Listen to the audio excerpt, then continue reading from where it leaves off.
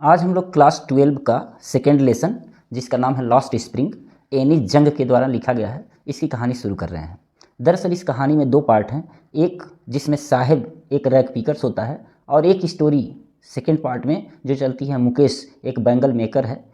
तो आज हम लोग साहिब की स्टोरी को शुरू करेंगे। दरअसल कहानी शुरू होती है जब ऑथरेस यानी कि लेखिका एनी जंग एवरी मॉर्निंग प्रत्येक सुबह साहिब से मिलती हैं।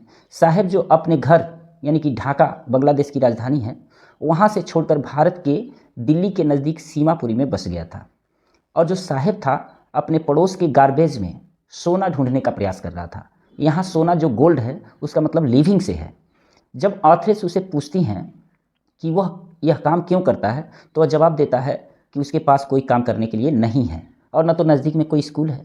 दरअसल साहिब गरीब है और नंगे पैर भी काम ही करता है। वो नंगे पैर ही काम करता है यानी कि उसको जूते चप्पल की व्यवस्था नहीं हो पाती है।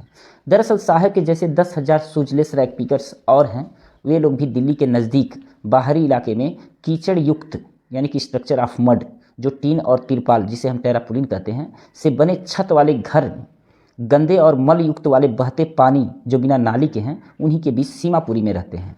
वे अनाधिवासी हैं यानी कि यहाँ के निवासी नहीं हैं, जो 1971 यानी कि 1971 में बांग्लादेश से आए थे। वे पिछले 30 वर्षों से यहाँ बिना किसी आइडेंटिटी के यानी कि बिना किसी परिचय पत्र के, बिना किसी परमिशन के रह रहे थे। उनके पास राशन कार्ड हैं जिससे वो अनाज पाते हैं, और ये भी सही है कि आइडेंटिटी से अधिक महत्वपूर्ण है जीने के लिए भोजन। इसका मतलब पहचान से अधिक महत्वपूर्ण जीने के लिए भोजन होता है। जहाँ भी ये रैग पिकर्स भोजन पाते हैं वहीं पर अपना टेंट लगा लेते हैं और वहीं पर अपना अस्थायी निवास भी बना लेते हैं। सीमापुरी में जीवित रहना मतलब कूड़ा बीनना होता है।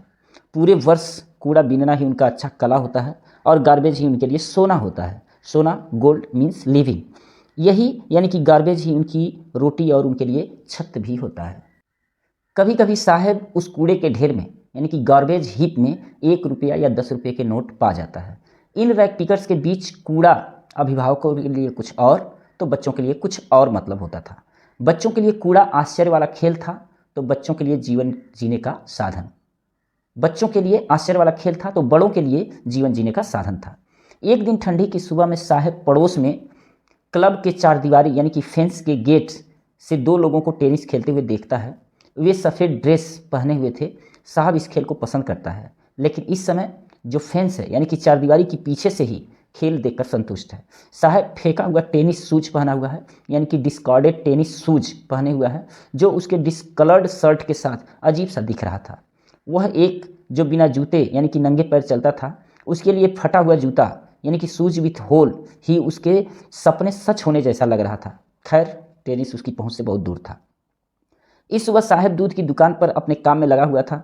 उसके हाथ में एक स्टील कैनिस्टर था। वह एक चाय की दुकान पर काम करता था। इसके बदले उसे 800 रुपया और खाने के लिए भोजन दिया जाता था। अब साहिब अपना खुद का मालिक नहीं रहा।